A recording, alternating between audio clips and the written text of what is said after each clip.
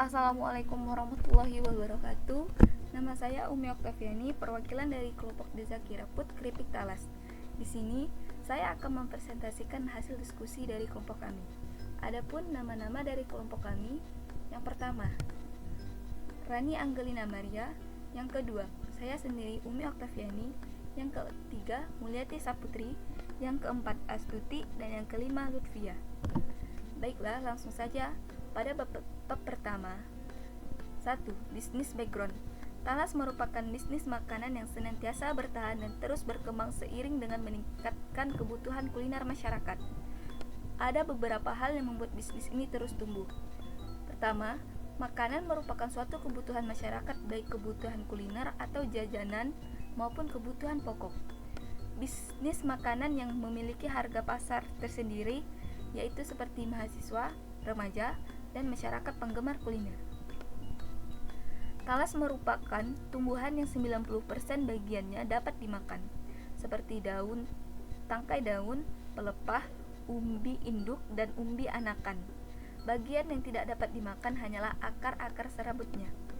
Manfaat utama umbi talas adalah sebagai bahan pangan sumber karbohidrat. Di berbagai daerah, talas dimakan sebagai makanan pokok. Di daerah lain, talas dimakan sebagai makanan tambahan. Setelah itu, diolah menjadi macam-macam masakan atau dimakan begitu saja. Seperti talas direbus, dikukus, dan digoreng. Talas juga dapat diambil tepungnya untuk dipakai sebagai pengganti tepung terigu. Di Filipina dan Kolombia, talas dibuat kue-kue, sedangkan di Brazil dijadikan roti. Adapun kandungan gizi dari talas mengandung karbohidrat yang sangat tinggi, protein, lemak, dan vitamin yang baik untuk tubuh.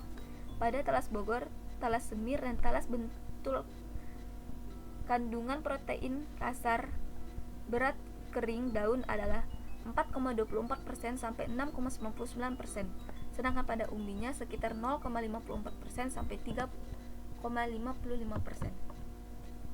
Visi dan misi kami, yang pertama, visi kami meningkatkan nilai jual talas bagi masyarakat luas dan mengenalkan produk talas agar lebih digemari untuk masyarakat.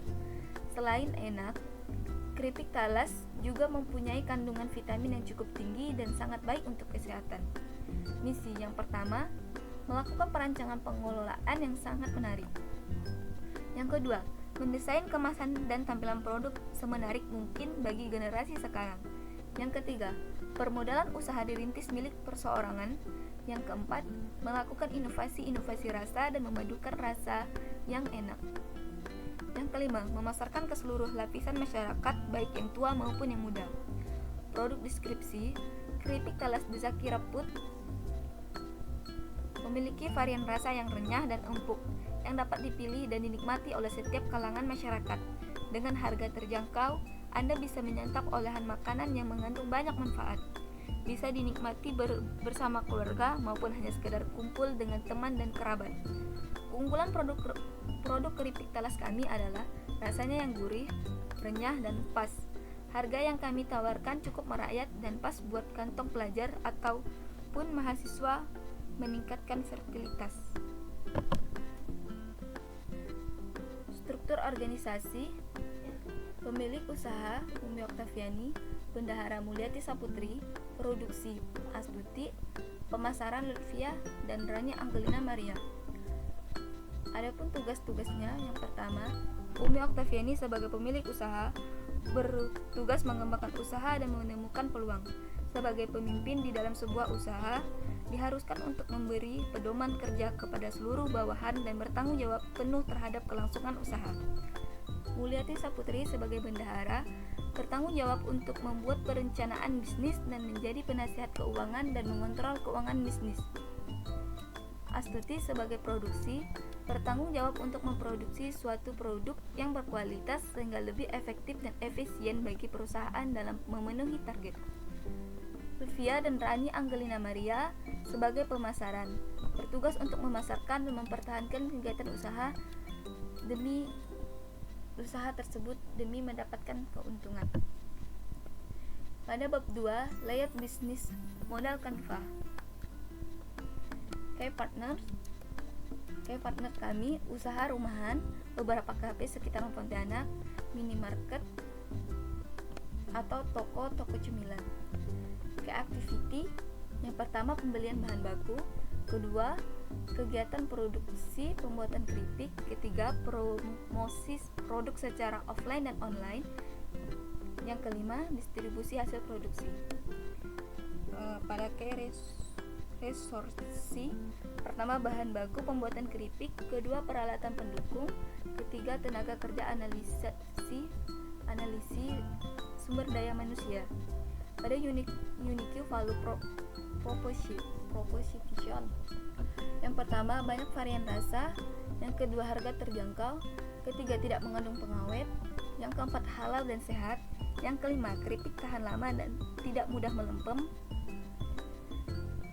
Pada customer relationship, yang pertama diskon dan promo kepada pembeli baik online maupun offline, yang kedua customer care melalui Instagram, WhatsApp, dan Facebook. Pada channels, yang pertama media sosial, rumah produksi, kafe, minimarket, toko atau toko cemilan. Customer kami anak-anak, pelajar, mahasiswa, pengunjung kafe, dan konsumen toko. Cost struktur, pertama biaya listrik, kedua biaya promosi, ketiga biaya alat dan bahan baku, dan yang keempat biaya SDM. Pada revenue statements, pertama penjualan produk, yang kedua penjualan reseller dan penjualan reseller atau dropshipper.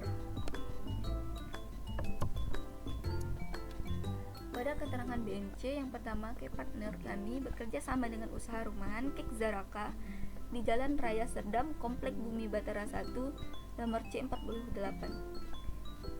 Kafe, kami bekerja sama pada Kafe Juragan di Jalan Desa Kapur, dan minimarket atau toko-toko cemilan, kami bekerja sama dengan minimarket, toko-toko cemilan sekitaran Pontianak.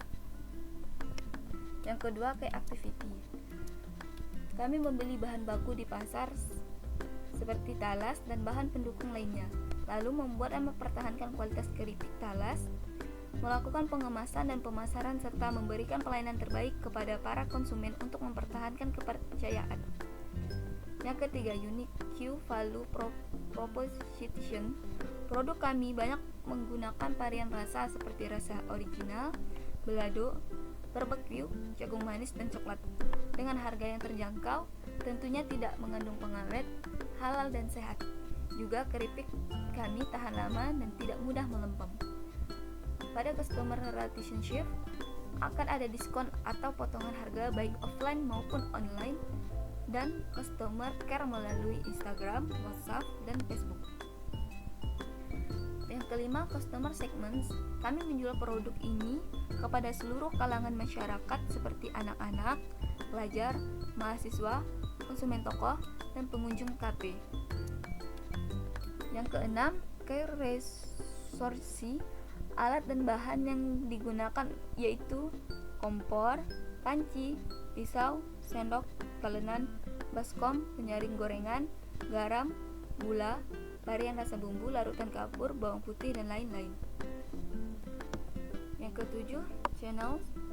Kami mempromosikan produk pada media sosial, rumah produksi, kafe, minimarket, toko atau toko cemilan di Pontianak.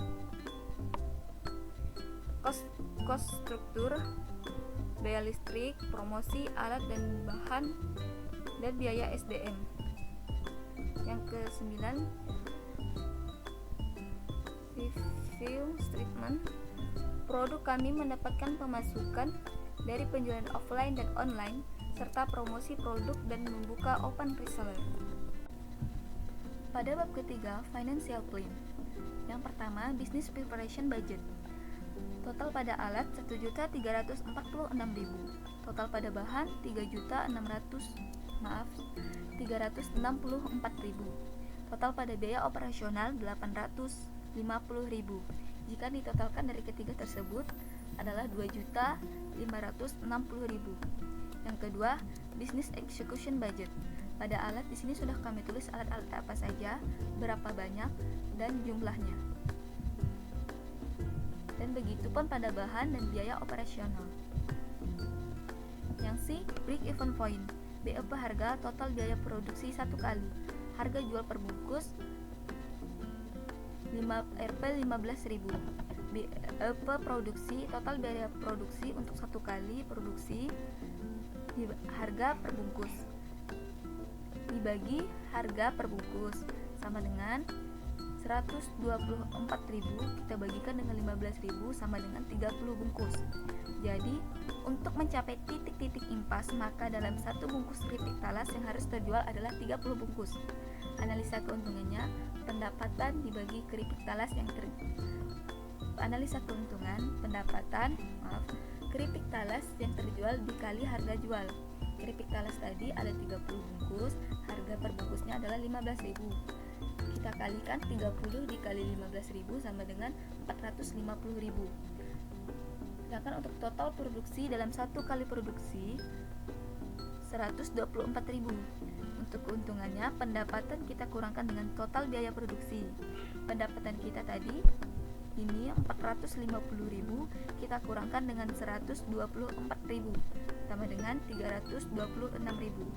Jadi keuntungan yang diperoleh dengan menjual 30 bungkus keripik talas dengan harga 15.000 per bungkus dalam satu kali produksi adalah 326.000.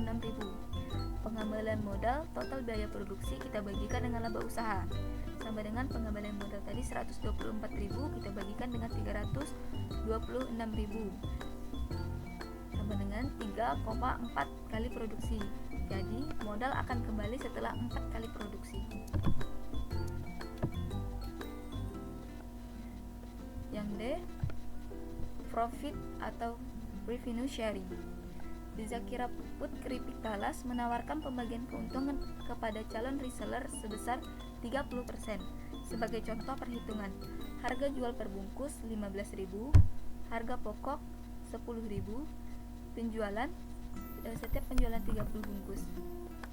Biaya lain-lain 50.000, total penjualan 15.000 kita kalikan dengan 30.000 sama dengan 450.000. Total harga pokok 10.000 kita kalikan dengan 30.000 sama dengan 300.000. Lalu kita kurangkan, dapatlah biaya kotor jadi 150.000.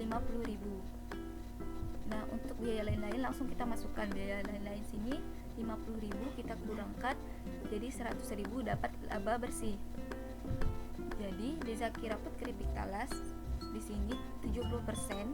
Nah, 70% ini kita kalikan dengan 100.000 sama dengan 70.000 yang didapatkan oleh Zakira Food. Sedangkan reseller yang 30%-nya kita kalikan 30% dikali 100.000 jadi 30.000 keuntungan yang didapat oleh reseller. Pada bab 4 penutup, kami mengharapkan bisnis ini dapat berjalan dengan lancar dengan kemampuan kami sebagai pemula untuk berbisnis. Kami juga sangat mengharapkan bisnis ini bisa bersaing dengan makanan atau cemilan-cemilan lain dan menjadi suatu tren di masyarakat. Selain harga yang cukup bersahabat, produk ini juga menyediakan berbagai varian rasa, tentunya aman di semua kalangan karena bebas pengawet. Sekian dan terima kasih. Saya mohon maaf yang sebesar-besarnya jika ada terdapat kesalahan kata. Saya akhiri dengan wassalamualaikum warahmatullahi wabarakatuh.